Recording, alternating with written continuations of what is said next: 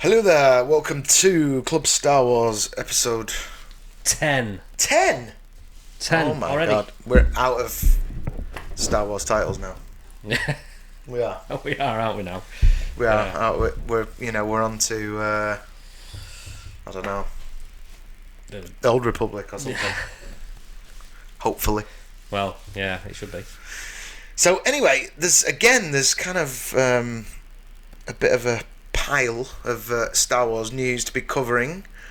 Lots of that. We're going to be talking about the controversy around, they say controversy, I say tomato.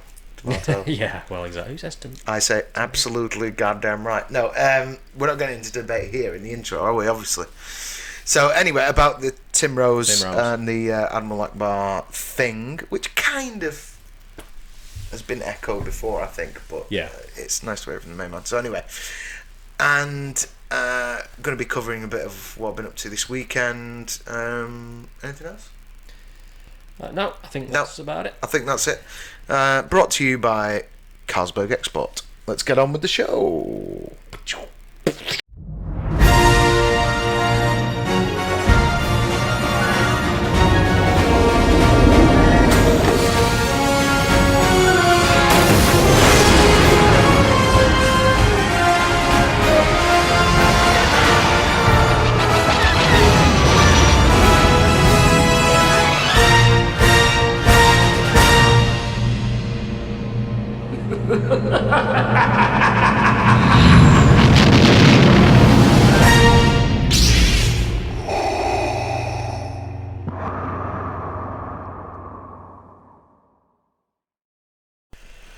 Star Wars news, let's jump into it, dude. Star Wars Galaxy's Edge. Yeah. That was the big one. Opening the other day. I can't even remember what day it was it? Thursday? Thursday, yeah. I didn't actually see it until the other day on YouTube. I didn't watch it live or anything. Yeah, because I was like, you've got to see. Yeah. I mean, it was it. I suppose it wasn't not an unusual. I did not expect like Lucas, Ford, Hamill, and Billy D to come out. No. But then I suppose Billy D's in the new movie, so you know they're gonna want to push Lando a bit. Yeah, they're using the original trilogy like cast members to promote the sequel trilogy. Yeah, again. I mean, Galaxy's Edge is sequel trilogy. You know. But not put them on the posters. Yeah. Anyway. No. Well, they put them on the posters, but just not on the merch. Seems to be the way it works, doesn't it? Yes. So anyway, sorry, I'm just checking. I love Seem to be a lit high. George Lucas. He's such a cash guy, you know, with his baggy jeans and his sneakers on. Yeah, and his textbook check shirt. But you see, you gotta love it. Like Ford is just always decked out in the suit. Yeah. Pretty much. Yeah. For stuff like that, Ford turns up decked out in the suit. The rest of them were kind of like in anoraks and jeans and stuff. Well, Bob Iger and Ford are decked out in the old suits. Iger, man, yeah, I'm loving the Ford beard as well. Yeah. What's he? He's gone for the big grey beard. But there was a thing there where before he was about to shoot Blade Runner, he had a big old one. Yeah. And Blade Runner 2049, that is. He had a big old beard, and I thought, oh, is he going to have this big beard for Blade Runner? Mm. And then, obviously, when they released the trailer, he's all clean shaven and stuff, and I was like, I wonder what happened there. And then, when the Art of Blade Runner book came out, it's a little bit like some of the stuff that was missed out of Force Awakens. When the Art of Blade Runner book came out, it's like had this shot of like Deckard with like a rain hood, kind of like the Bruce Willis Unbreakable type one, with a hood, big beard, like with the dog. All right. and I thought that would have been a cool That would look. have been cool. He's like he's like a hobo. Yeah, Because he's been out in the sticks for forever, just hiding from everybody. living rough and, sort of thing. You know what I mean? Why would he be shaving and stuff? And, Exactly. Yeah. So obviously they had that, and then the studio probably at some point we've gone, we've paid this much for this famous face, like let's see it, kind of thing. Well, because I know that was is a that a thing? Is it? that was a bone of contention with the fugitive. Right. Oh, we need to see the actor's face. Yeah, and he was like, "Look, I'm gonna start with the beard, then whip it off, Right. so that it at least makes me look, I mean, so people don't instantly recognise you." Stupid, are they? I mean, people know I know, it's Harrison I Ford know. with a beard. I know, yeah, but Anyway. well, anyway, so back to this. So live stream, usual kind of Disney pizzazz. Yeah, they're all stood there in front of the Falcon, Yeah. which it has to be said looked badass. It does. It looks. I mean, doesn't it? the whole like the new thing. The whole thing does look. It looks awesome. Yeah. If I was made of money, then I'd be going to check it out to report on it for Club Star Wars. More about this later. But yeah, I mean, they all had a nice thing. I mean, kind of. George, what did George say? Something about it. It's This could have gone very bad. Yeah. But it didn't. Yeah. Or did it? White slavers. Yeah. No, he said it was like Star Tours on Steroids. Yeah, that was it. Yeah. So. And there's still a lot more to come to the. Oh yeah, they'll keep well. expanding it, won't they? And Hamill was kind of a little bit along the Star Tours line as well. And, Yeah. Hamill knows how to pump the fans up, though, doesn't he? And He does. I mean, he's a fan himself. He understands what it feels like to be a fan of this franchise. yeah, Yeah. I mean, he's one of the only actors I know who is actually a fan of the films he stars in. Do you know what I mean? Yeah. He's great like that. That and the Batman and he played the Joker. Yeah, And all that. He's a fan of that. It's, happy to be in the position, I suppose. Yeah. He doesn't. He counts his blessings pretty much. Yeah. I think so. Yeah. Very down to earth. Billy D. Again, a little bit like Celebration, was just like very reverential about George Lucas and Yeah. working with the rest of the guys and stuff like that. Yeah. Billy D seems like a decent, down to earth guy as well. Yeah, he seems cool. Yeah, definitely. And then then they brought God out, didn't they? So. Oh, well, that's right. They did. Yeah. And then it went. You see. You had one fucking job to do, tech guy. Tech guy. That tech guy must have got fired. Yeah. Surely. I mean, He must have how much money have they spent on this? I mean, it wasn't. It wasn't a massive big show, was it? But there's one big money shot. This only happens once. There's one. There's only happened once. Yeah. With Ford. Get it right. Chewing all that. Ford comes out, says a few words in the usual Harrison Ford. Obviously, they go Harrison Ford, and everyone went mental. Yeah. And then it was like, because it was all like, because they even echoed the lines, didn't they? Because Hamill says something. Oh, that's right. Well, it's the ship. It's the ship that made the Kessel Run in less than 12 parsecs. Yeah. You just off stage. You heard, "She's got it where it counts." That's right. Yes. Yeah. And they all went mental, and then on he came.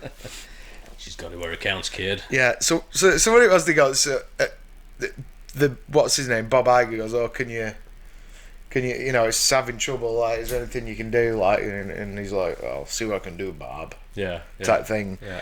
Goes over to go and do like the Fonzie moment. Do his thing. Yeah, the old jukebox. Pauses for effect. Turn rounds and goes, "Peter," and he's about to say, "This one," and they fired the whole engine up.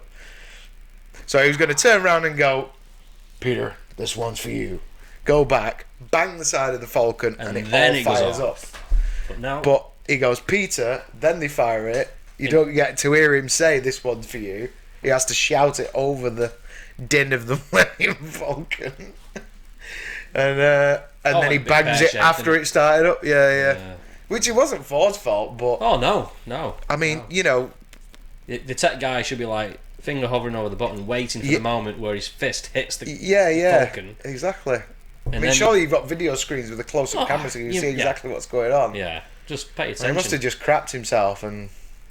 Yeah. Unless... has he done it already? Yeah. Oh, no. Yeah. Oh, dear. So, it was...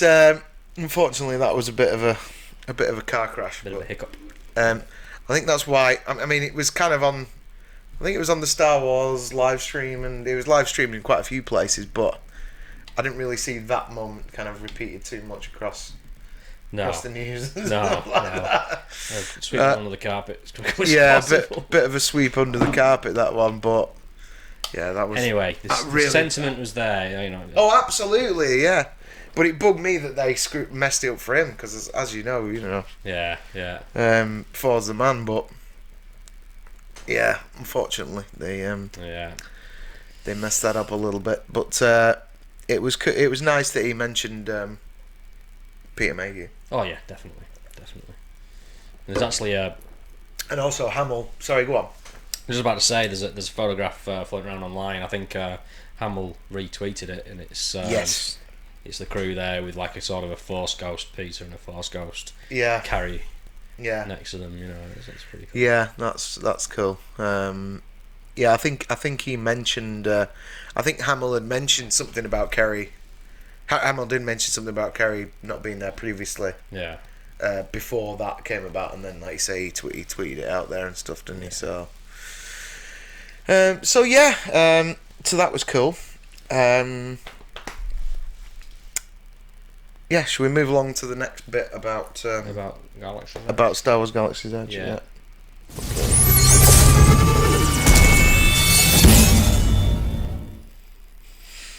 So Star Wars Galaxy's Edge, let's get down to the nitty gritty, man.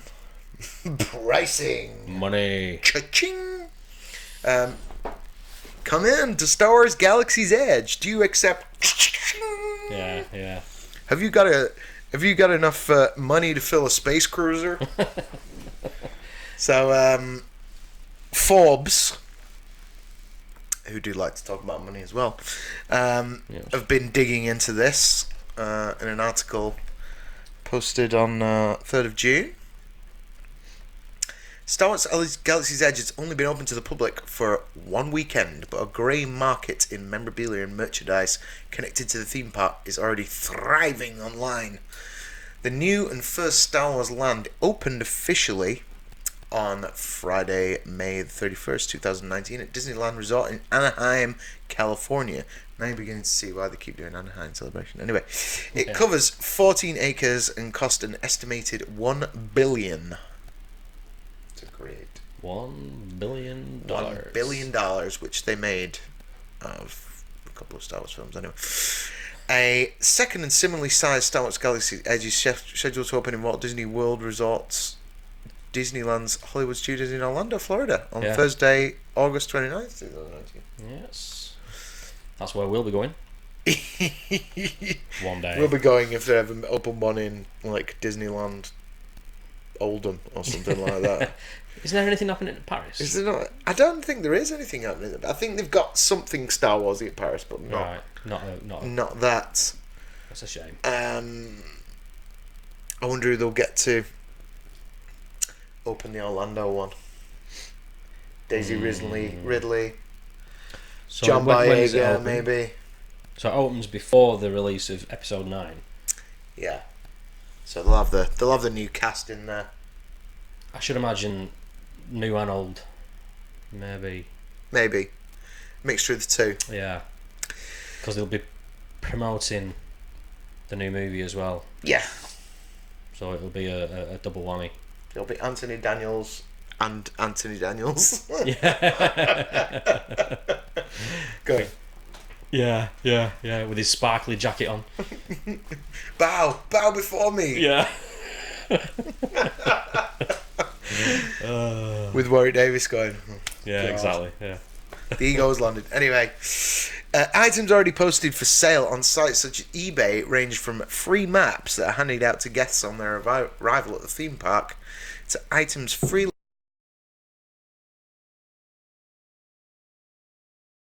fully available in the theme on Wednesday, May 29th, 2019. So that's when the thing was. Some of the items that are set to go for the highest prices are most exclusive items, such as those given out to media and invited guests, plus press previews. It's worth noting that some of these items are being sold to raise money for charity. The branded canvas backpacks contain a range of items including grand opening Key to the Galaxy Millennium Falcon plaque, a baseball cap, light-up power charger, t-shirt, D23 magazine Star Wars issue, unreleased Star Wars books, Star Wars Galaxy's Edge Marvel comic, and a water bottle. Some include additional items added by sellers. These are, with time still to run on the auctions, expecting to sell for over $900.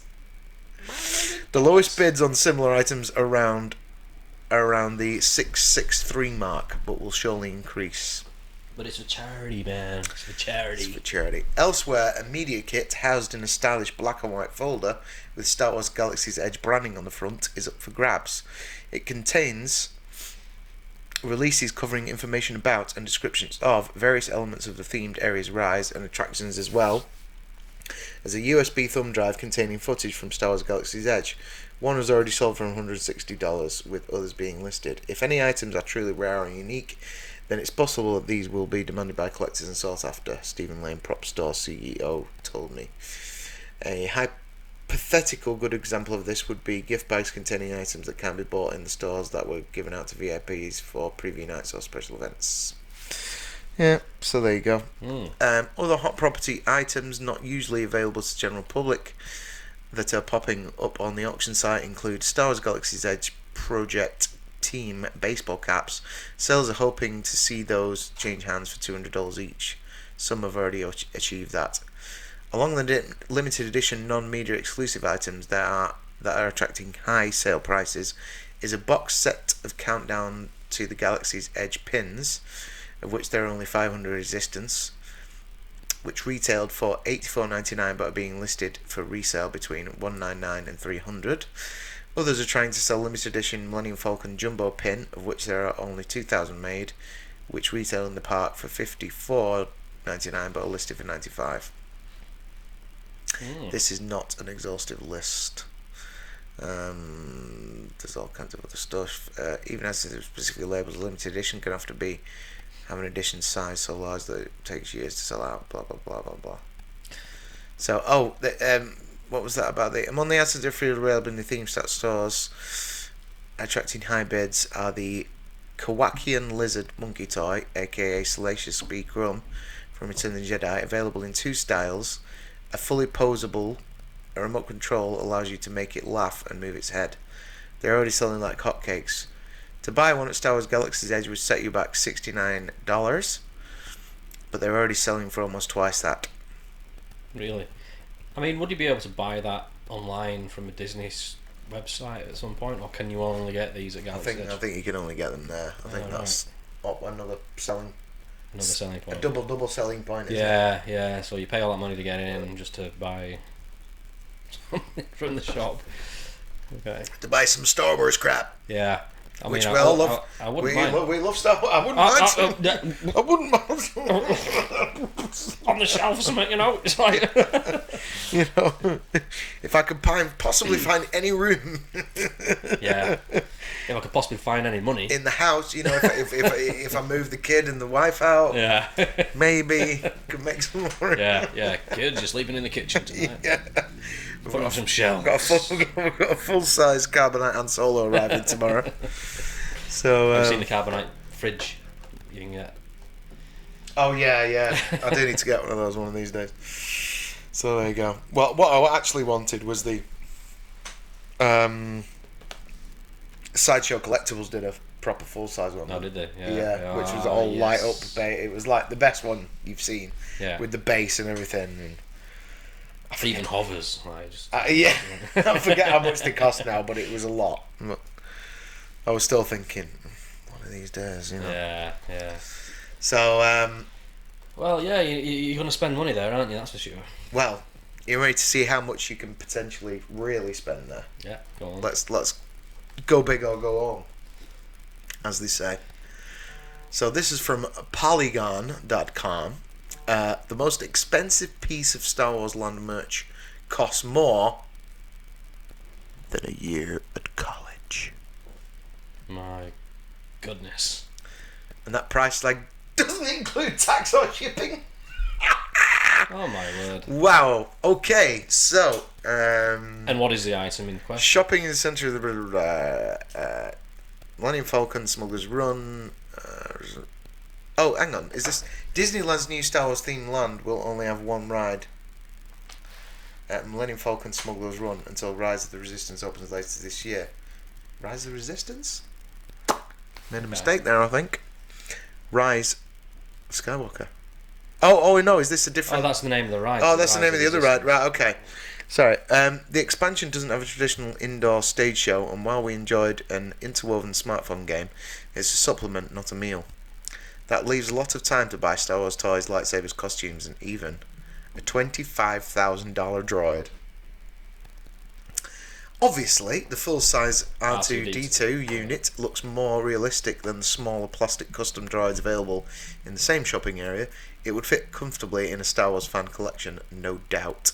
Life-size custom astromech unit. And does it beep? For that money, you hope so. I love the tag that they've displayed here. Please see a cast member for assistance. No discounts apply. This item may not be exchanged or returned. Special shipping rates apply, and this item is excluded from any shipping promotions. Shipping is not available internationally or to Alaska, Hawaii. PO boxes. Please allow 90 days for delivery. Right, so you paid 25 grand, but you can't take it home. Can't take it home. No, Can't take it unless you live in America. If you're American, you'll be alright. If you've got that money and you're in the States, you can do it. If you're insane enough to spend, But you've got to get it home yourself. If you're insane enough to spend 25 grand on, Really fit in your boot.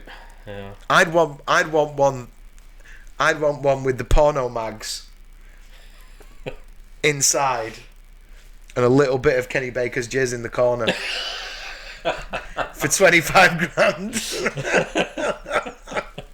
Yeah, you do know. I wondered what you were getting at then for a second. You do know about that, don't you? Yeah. Hey, Kenny. I'm not saying for a second that Kenny did that. I'm just making a joke. But they did put porno mags inside for a laugh. But I'm pretty sure he couldn't see them anyway because it was so dark in there. Yes. Yeah. Oh, Kenny, God bless him. He was a good laugh. Peace, He was a good laugh, Kenny. My dad worked with him, you know. Did he? Yeah, when he was, because he was in the he did a thing called the Minitones. He did cabaret. Oh, right. Yeah. Before, with Jack, yeah, Dad used to work with him. And I remember Dad telling me about him, and he said even then, like he said, he had a Rolls Royce with these big things on the. He had a massive Rolls Royce with these big things on the pedals so he could drive it. Indiana Jones style. Yeah. So, and a big tall blonde girlfriend. Yeah. Bless him. Good on him. So, that was his. So that's the average cost. Sorry, go on. I'm going to say big tall blonde girlfriend. That was like his 3PO sort of. Yeah, there you go. You see. So yeah, they're saying that the average cost of a year's tuition at a public university is about 20 grand. I'm guessing that's in the States. Yeah. So there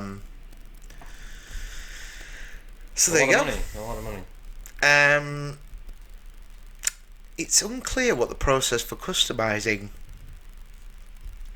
a £25,000 droid will be. We stuck with a customising $100 droid. Yeah, you can make your own droids, can't you? Oh, the buyer can customise their droid's paint job and choose between a scuffed aesthetic or a droid that looks as if it arrived mint in box. There you go. Yeah. What would you go for? Mint in box I'd or? probably go for scuffed looking, scruffy looking. Yeah. You know. Who's scruffy looking? I mean that is the Star Wars universe. It's a used universe, isn't it? Yes. That's what you want to go for. Yes, it is. Yeah, which George kind of was the first one to do that. I'm pretty sure, wasn't he? Yeah. Nothing like everything all was always sci-fi pristine before that. Yeah, all shiny, metallic. I was going to say Ridley Scott did it, but 2 years later, Ridley Scott kind of took it a step further, didn't he? Yeah, with Alien, yeah. So, yeah, there you go. Star Wars Galaxy's Edge. Bring your mortgage. Yeah. Go and get involved. Enjoy. I'm only pissed off because we can't go. That's right.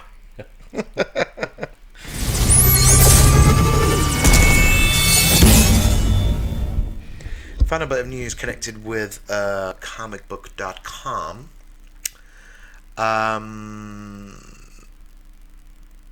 Yeah, so this is a piece about Disney and Lucasfilm creatives explain why Star Wars Galaxy's Edge is set during the sequel era instead of the original trilogy.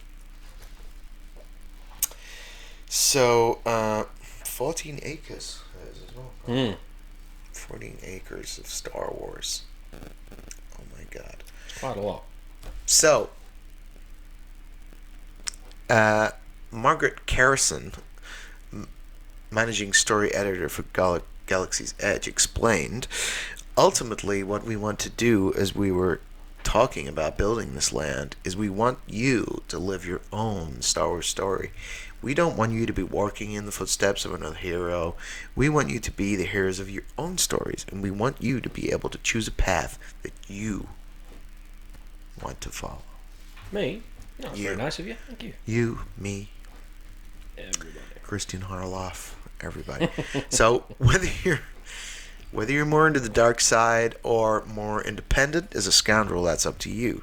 And you can live that life and go about your way in this land and have a land of basically a playset that's responding back to you. All those times that you were playing the backyard wearing your Star Wars costumes and fighting your plastic lightsabers, now this is a place where you can live those dreams. Sequel trilogy stars Rey and Kylo pop up intermittently throughout the land, and Kylo will menace thrill seekers when they embark on Star Wars: The Rise of the Resistance, the second anchor attraction opening later this year. But only a handful of classic Star Wars characters can be found within Galaxy's Edge, set during the Disney's produced Star Wars sequel trilogy. When Chewbacca isn't strolling through the land recruiting space travelers to the Resistance, the Wookiee co-pilot makes an appearance in the Millennium Falcon Smuggler's Run attraction. Famed astromech droid R2-D2 loiters in the droid depot, where guests can build their personalised droids, and an old friend makes a voice-only cameo appearance when Force-sensitive visitors construct their own lightsabers within Savvy's workshop. Hand-built lightsabers. Disney and Lucasfilm really wanted to create something brand new, said Lucasfilm Story Group creative. Not only did it give us, as creators, kind of more freedom to build a custom experience, but to allow guests to live exactly the story they want to tell and be adventurer, the hero, the scoundrel that they've always wanted to be. Could have easily done a greatest hits of Star Wars thing, Martin said, but then you would have just been seeing things that you've seen before. Now, not only do you get to experience to tell your story, but Batu becomes a world within the Star Wars galaxy, and we will get to experience that throughout other mediums. It lives in Star Wars the way that Tatooine and Mustafar does. It's all connected. Classic elements of Star Wars still exist within Tomorrowland, where guests can encounter Darth Vader within Star Wars Launch Bay, and Star Tours: The Adventures Continue, which randomizes experiences set during the prequel, original, and sequel trilogy eras of films. So, okay. So there you go. It's a mix-up in a Dixie. And there's the $25,000 droid. Oh my goodness. Can you buy one of them? You can buy a Stormtrooper outfit. Full-size suit of the First Order Trooper armour found within the First Order cargo just opposite the milk stand. The armour is screen accurate and costs just $7,000. Oh, really? Just $7,000? Yeah, just. I'll have two. And you could get it cheaper than that. Yes, you can't get it cheaper than that. Yep. So there you go. Oh well. So yeah, it's sequel trilogy because that's Disney's thing. You know, even though they own everything. I mean, And is it just a little too close to Bantu? Bantu. The Bantu Wind, which is the boat from Raiders of the Lost Ark. Oh yeah. Just me. Yeah. No, was there a... What was the character from Star Wars Rebels? The big sort of Jedi type. I don't know. I think he was called Bantu as well. Was he? Yeah. They quite like a bit of Bantu, don't they? In I prefer a bit of banter. Yeah, I prefer a bit of banter. That's what the show's all about. Sorry, I'm seeming to be like my energy levels seem to have dropped a fair bit now. So, but let's see if we can pick them up a bit before we get out of here. All right. Yeah, and Oh. I can sort of understand why they're going for this the sequel trilogy. It's their thing. Makes sense that you would have been seeing other stuff you've seen before. Yeah. Plus, it would be quite difficult to do Hoth. Well, in Florida and California, yeah, it would have been. All the snow would blow away and stuff. Yeah. We had snow this morning. Yeah. Promise, just melted. Yeah, it's just really hot. So Yeah, so I mean, I don't mind that really. I'm sure it's still a good experience for a Star Wars fan. a rich Star Wars fan. A rich Star Wars fan. So if you go in and you're rich, and you can invite us too. Absolutely. We'll gladly come along. We'll bring our mics. We'll bring our mics. We'll say complimentary things about it. Promise. Very nice. Well, no, we will. We'll tell the company line for that. Oh yeah. For like one episode or something.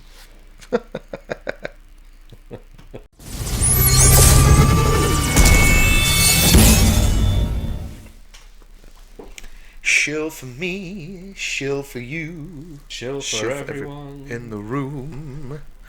So this is actually really funny. It is. Because for everyone who's ever watched Collider Jedi Council and just thought, that Christian Half is a massive bellend. So, I mean, I'm not an avid watcher, to be honest with you. I'm not. But this whole thing exposes a wide fucking hole in the business of yes, getting freebies, really, and being a fake fan. It does. Now, well, coming back to, like you say, you don't, you've not been an avid watcher or whatever. I know I directed you to it a little bit, but that was because when we started Force Talk, Michael wanted us to kind of be the UK version of that, Right. because and I mean, and I don't know now still because it's difficult to sift through all of the various channels and stuff that there are on YouTube, but Yeah. I'm not sure how strong on YouTube anyway. I'm not sure how strong there is a group of British Star Wars podcasters. I don't know. No, I mean the ones I tend to tune into tend to be American. Mm-hmm. With the one or two exceptions, Ruin the Man Baby being one because he's funny, you know. Yeah.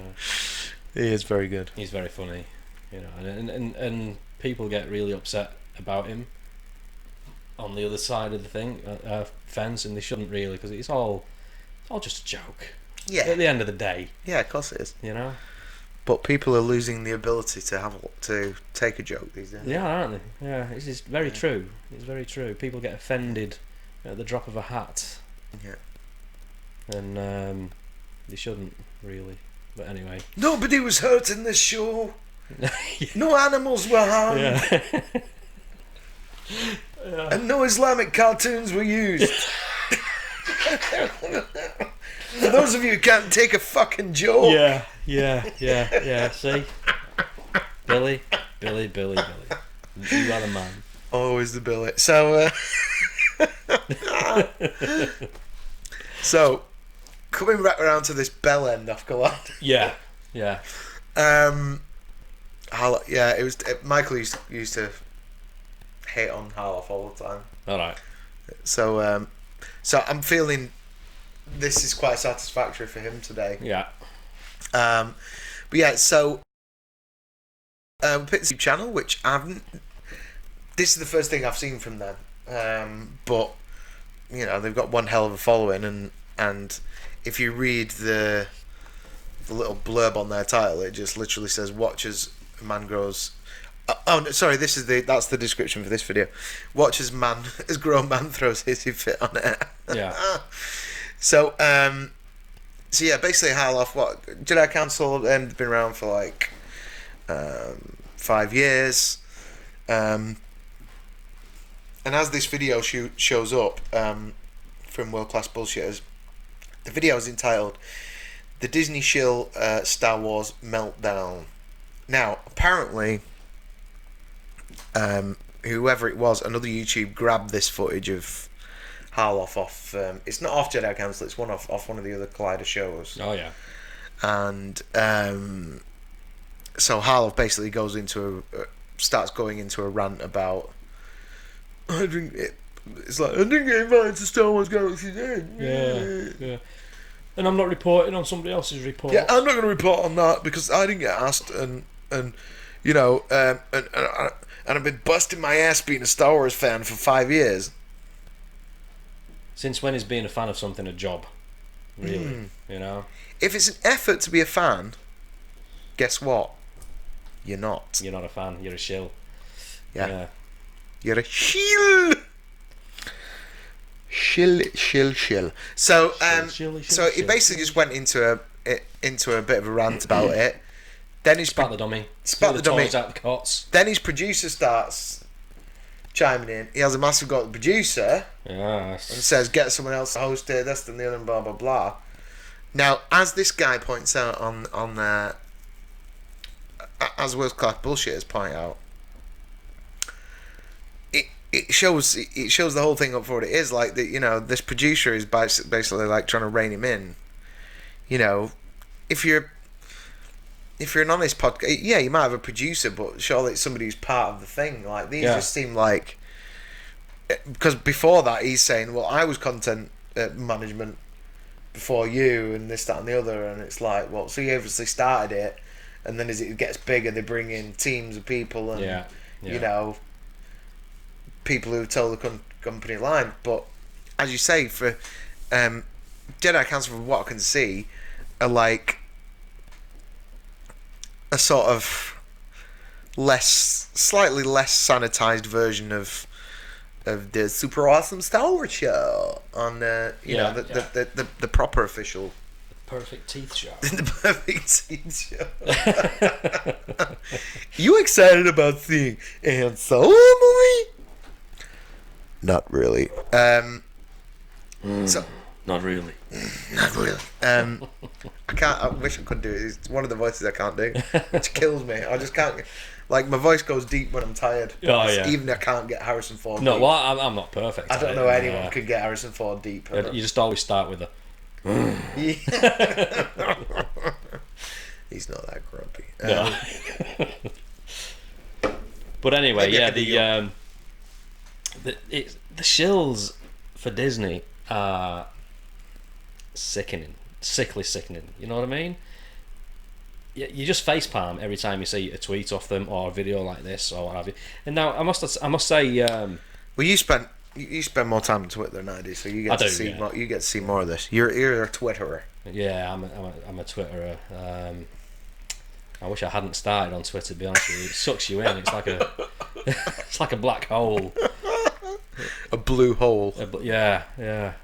It's awful, man. It's like a gambling addiction almost. You know, well, social media is like crack, anyway. Well, it is, yeah. You're always after that hit. That's the whole thing. Yeah. How many people have liked my thing? Yeah. It's just off topic for a minute. Did you see that painting that turned up when because Trump's been over there doing talking his shit as usual? Aye, yeah. And somebody did this painting of Trump and Martin Luther King facing off on each other. Yeah. And Martin Luther King's got the dove. doves, and Trump's got the Twitter, Twitter blue bird. Yeah. which I thought was modern art at its finest. quite terrific. Yeah. Well, not modern art as in it's new, but not modern art. You know, somebody didn't put like a bed in a with dirty knickers in the middle of a gallery and say, "It's all that, darling." Piece of chewing gum on a wall. Look at that. Yeah. Look at that. That's amazing. Right, put a urinal in a gallery. Yeah. Anyway, fuck all that. So yeah. Sorry, you were talking about them on the old Twitter machine. The shills on Twitter.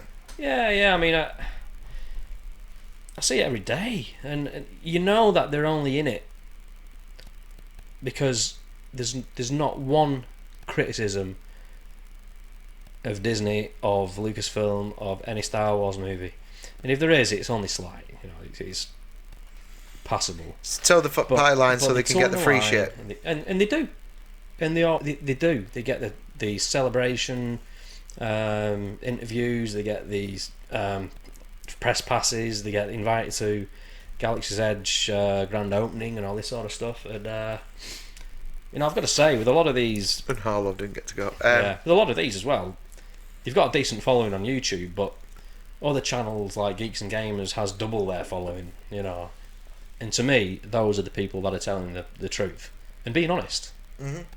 You know, they're not being offensive. They're just being down to earth, honest about the feelings and what's going on. So, anyway. So there you go.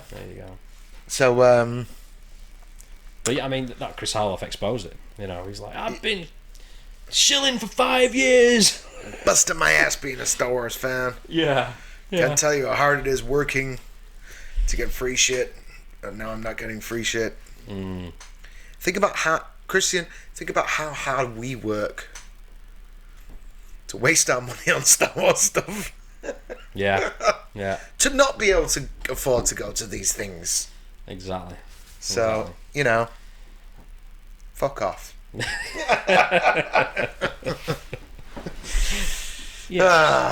So, I just thought that was very satisfying. So, oh yeah, did this not come in? You had something about Marvel as well. Was that not a? Yeah. Is that connected to this? Is that a shill thing? Well, I can mention it now. When there was an interview with up and coming producer. I'm not sure who she is. I've never really seen her before. She's called Victoria Alonso. Okay. And she's talking about the future of Marvel. And the interviewer says, "Oh, you know, it's going to be great, the future. You know, you can bring the X-Men into this and all that sort of stuff." And one of the first things she says back to this interviewer was, "You know, it's funny how he called them the X-Men. I think it's a bit out of date, that term, you know." And then she goes on from there, and it's not funny how you call them the X-Men, because they call the X-Men. It's not funny. How long ago did Stanley create them? For about 50 years or something like that? Yeah, roughly, yeah. It's been decades. And they've always been called the X-Men? Yeah, so it's not funny, it's normal. They call the X-Men. And it's not like it's just because it's full of men. We know there's women in there as well. I think it's a generalisation. Yeah, mankind. Like mankind, yeah. You know, it's... What is the world coming to, honestly? What's going on? Well, send your answer in on a self-addressed postcard. Yes. Because I ain't got a clue. I just... the world's going mad. It is. Send your answer on the back of a gender-fluid postcard. Yeah. Make sure you put your pronouns on there. So Yes. Yeah, I think we're done with the shills. Shill off. Shill off.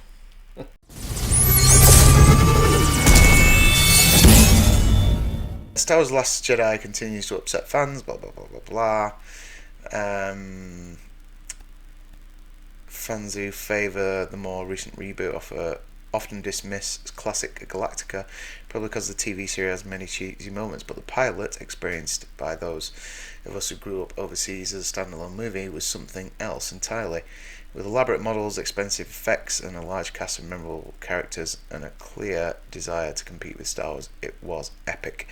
Somehow we suspect that Johnson agrees because The Last Jedi has a lot more in common with OG Battlestar Galactica than you might suspect. A ragtag fleet on the run. On the run, yes. Both movies begin with the premise that the enemy has wiped out the home base for our heroes. In The Last Jedi, the Republic was taken out in the prior movie, and the now Resistance base has been destroyed as well. In Galactica, it's the 12 colonies who fell for a peace offering by the Cylons. Naturally, the evil Cylons had no intention of keeping their word. The end result is the same. All of the remaining ships form a convoy to find safe haven before the Cylons/First Order can catch them. The Galactica is guided only by the legend of a place called Earth. The Resistance likewise hope that someone somewhere will come to their aid, although that hope was fairly nebulous, if we're being honest. Yeah. A hero's eyes are opened with a cross-class love interest. Oh yeah. The lovely Jane Seymour. Oh, yes. Yes. And Richard Hatch, R.I.P., who I was lucky enough to meet about 3 years ago All right. at Sci-Fi Scarborough. Scarborough? Yeah. Okay. Yeah. Nice event, that. Get to Sci-Fi Scarborough if you can. Yeah. It's a nice event. Definitely. Got a caravan we can access up in Bridlington, so Yes. not too far away. Might be a good one to do next year. Yeah. We did it as a family a couple of years ago. Right. So that was cool. Straight Arrow, Apollo, and Reckless Starbuck were clearly based on Luke Skywalker and Han Solo back in the day, but they make decent mirrors for Poe and Finn as well. Apollo, a colonial pilot who nonetheless comes from privilege, learns about the suffering of the underclass when he tries to distribute food amongst all of the ships that have joined their group. That's where Apollo falls for Serena, aka Jane Seymour, Bond girl as well. Yeah. Live and Let Die. Yes. A broadcaster and refugee who shows him how civilians are suffering.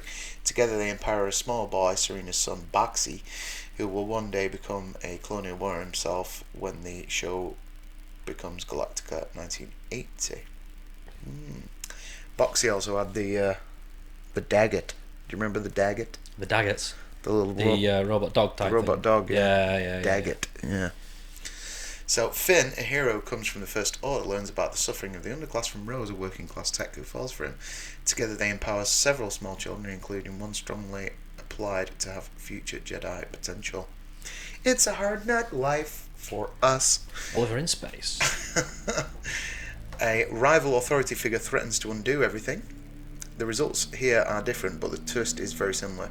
Sire Uri, who believes the Cylons are no longer a threat, overrules Commander Adama. In The Last Jedi, Admiral Holdo appears to overrule a comatose General Leia. Holdo turns out to be right, Uri dead wrong, but both result in subterfuge by the best pilots on hand.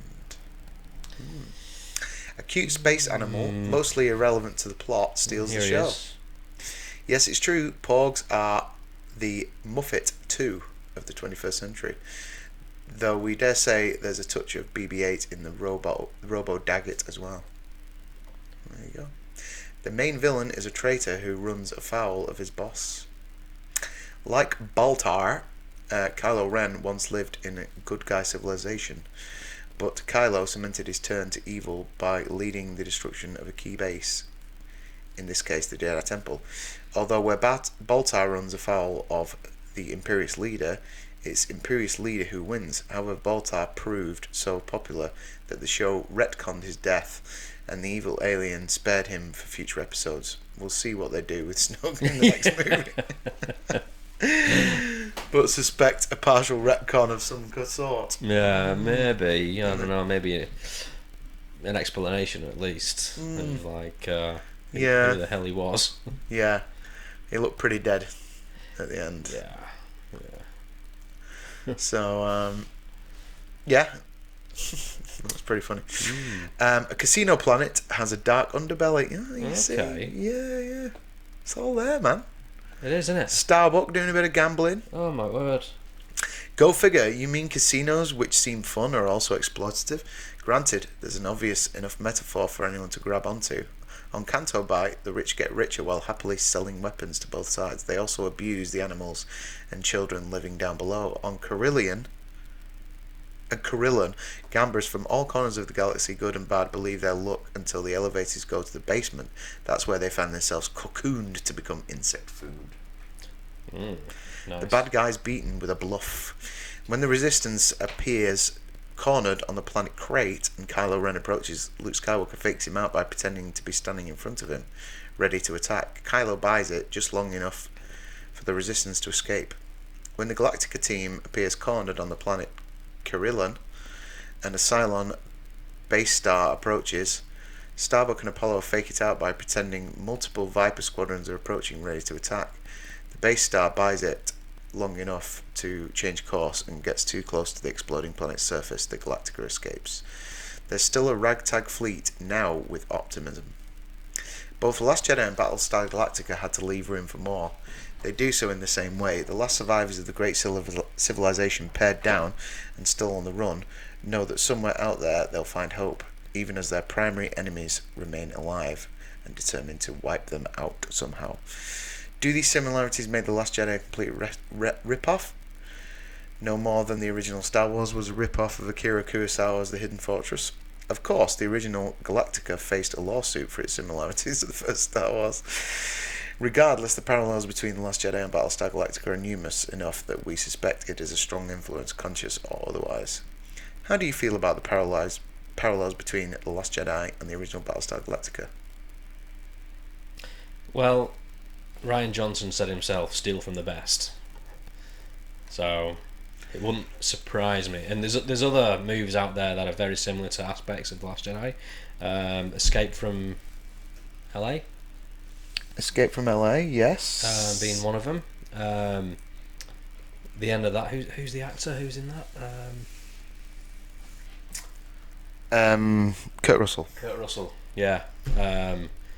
He does the whole hologram trick. It's basically the same as the end of the Skywalker Kylo Ren scene for scene. Really? Rian Johnson denies anything to do with it, but it's too much of a coincidence, man. Yeah. I'll show you later. Yeah, he does a whole hologram trick. They all fire at him. You know, you'll see. I'll show you. Groovy Bruce just doesn't pop up as a plastic surgeon in it. Yeah. So there you go. Yeah, I mean that's very interesting.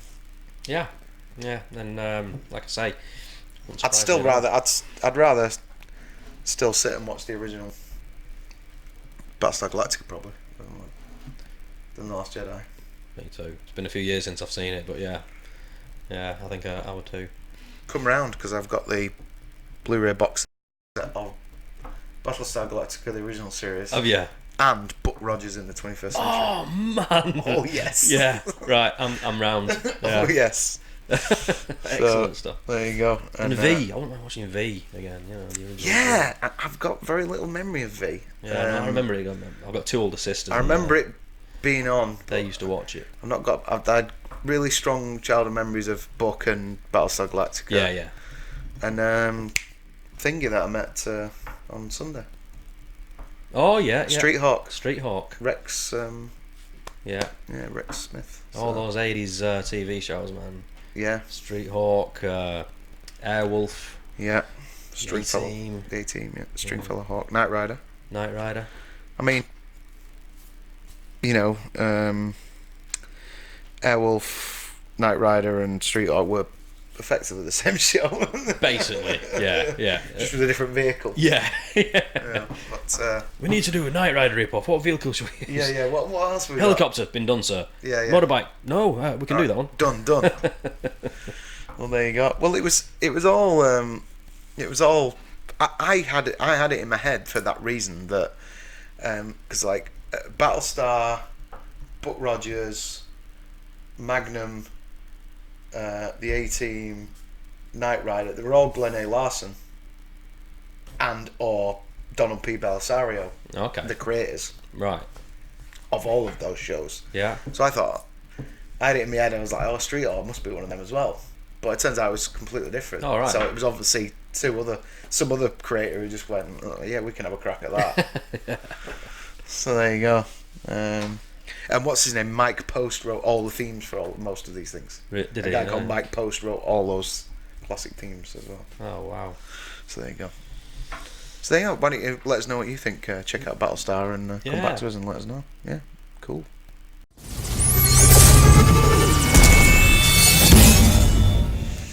Okay, so this connects with one of my immediate reactions, I think, to The Last Jedi when I saw it. Was the rapid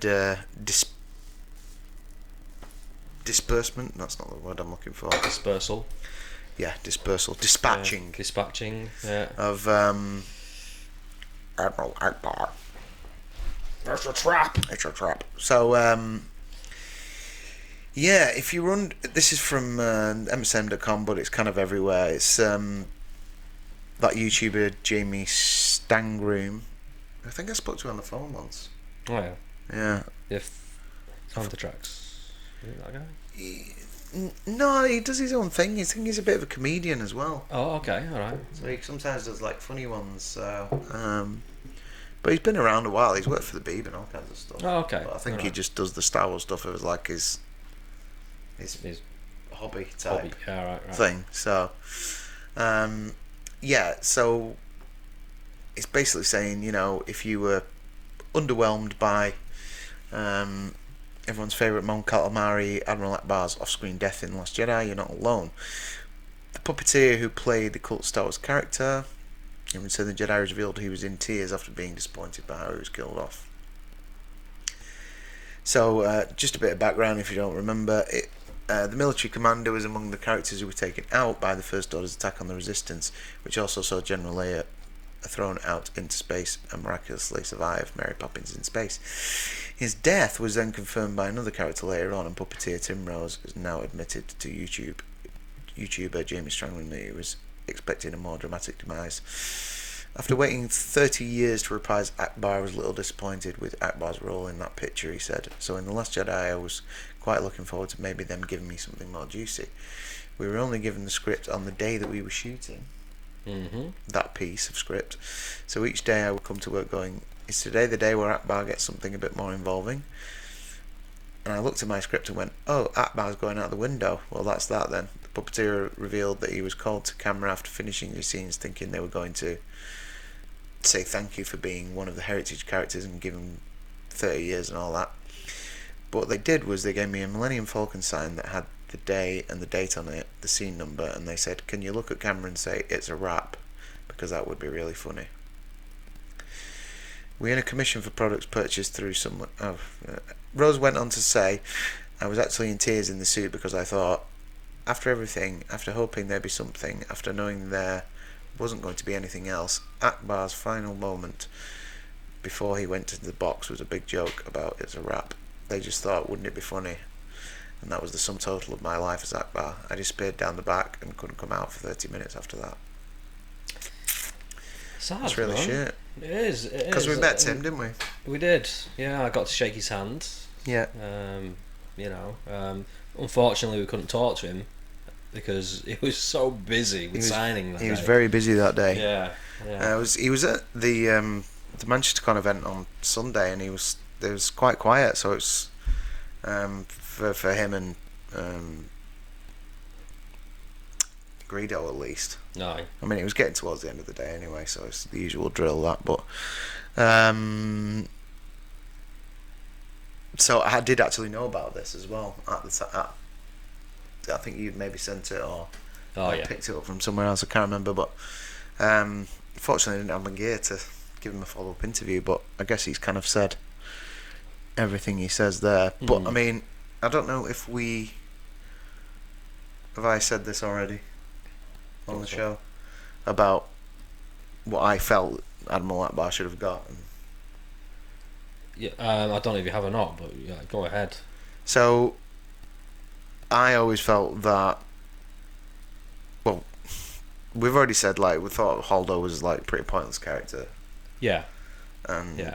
Not a lot of it makes sense with Holdo, basically. No. Poe knows her name, but doesn't know what she looks like. How big is the Resistance? Can't be that big. It isn't. Surely he'd know what Holdo looks like. Really? Yeah. You know? That's a very good point. But yeah, I mean, with the exception of some of her decisions that didn't make much sense, I felt if they were gonna kill it, Akbar should have had a arc. I think. Definitely. He should have gone out. You know, if they're gonna kill him off, give him a bloody heroes. He should have been. If they were gonna do the, the light speed blowing up the ship thing, which I've already discussed on here, doesn't make much sense. No. Makes no sense if light speed works the way we think it works. Yeah. It should have been him doing it. Definitely. Because it was like he gets like 2 or 3 lines in it. He's like hardly there, and then all of a sudden they just blow him out the window, and they go, "Oh yeah, he's gone." Or at least him and Holdo, if you want to have her as well. Yeah. You know, they could have worked that in. But yeah, it's complete disregard for a character that in the originals only had a small amount of screen time. Yeah. But over the years since then, he's had his character developed in the books and in the animation Clone Wars. We've got a full background of that character, and it's I don't know. There just seems to be a whole lack of respect for these characters and for the fans who have bought into these characters, and for the actor by the sound of it, and for the actor definitely, yeah. Well, / puppeteer, yeah. So no, it's such a shame, man, and it shouldn't be this way. Star Wars. It's. I'm not feeling the love for Star Wars coming from its own owners, if you like. Well, I mean, what he said was echoed by the guy who provided the voice as well, wasn't it? At Celebration, when he was. That's right. Yeah. When he was cut down by the super smashing. Yeah. Wasn't he? That's right. Yeah. No, he's not the only one who's feeling about Admiral Akbar, clearly. No. And 2 of the people who have represented the character feel that way. I would suggest there are a lot of actors in these new Star Wars movies that aren't happy with the direction of it, but they can't say anything. Well, he's done, so he doesn't care now, does he? Richard Cunningham, who I spoke to, who was in Rogue One, he likes the movies except The Last Jedi because of his reasons. I don't know, but I don't know, man. I don't know. Hopefully 9 will rectify some wongs. Yeah. But yeah, it's a great shame on I do feel for Tim Rose, we're with you, Tim. Yeah, I said this on Twitter, and some idiot said, "Yeah, feel sorry for an actor. He's probably going to go home and cry on his bed of money." No, I don't think he's any kind of millionaire. No. Which I kind of had to laugh at. Come on, guys. I'm sure, but and to be honest with these puppeteers are still working, having worked 30 years ago. Yeah, exactly. I'm sure they're not like struggling, but they're not. They're not going home to beds of money. I doubt very much. No, not at all. And if you're a fan of Star Wars, you'd have a little bit of sympathy for this character, surely. Yeah, that's what I'd feel. By the way, speaking of fans of Star Wars and people's opinions on this, why don't we have a quick dip into your tweets there? Oh yeah, absolutely. Yeah. So fire it up there. Have you got it up here, or yeah? If you go down to the bottom of the screen and click the Twitter icon. Yes. And there we go. Okay, so if you ever want to participate in any of these things, Matt's always running kind of quizzes and what they call. Are these called quizzes, or what are they called now? Survey, right? Thing, yeah. Surveys on Twitter, and he's on there all the time chatting about these kind of things. So, if you want to engage with the chat, with Club Star Wars on Twitter, it's @club_star_wars. So you did a does the Admiral Akbar scene bother you please. RT. Hashtag Star Wars The Rise of Skywalker Episode 9. Yes. Why? Question mark. No. Why and who? So 76% of people said yes. 19% said no. And 5% said who. So there you go. Who? Yeah. So let's have a look at some of these. Yeah. Do you want to read some of the tweets? Replies. Do you see that? No, I'll get them on. So I'll read the first one. At rocking R2D2. Sorry, at D2 rocking. Yes, because he's an established character and really no one gave a fuck about the purple haired bitch. Ouch! Yeah. Don't hold back. Don't hold back, dude. Don't hold back. At Demon Psych Synth. At Demon Psych Synth, yeah. Wow, squint/blink and you'll miss him. What a send off. True.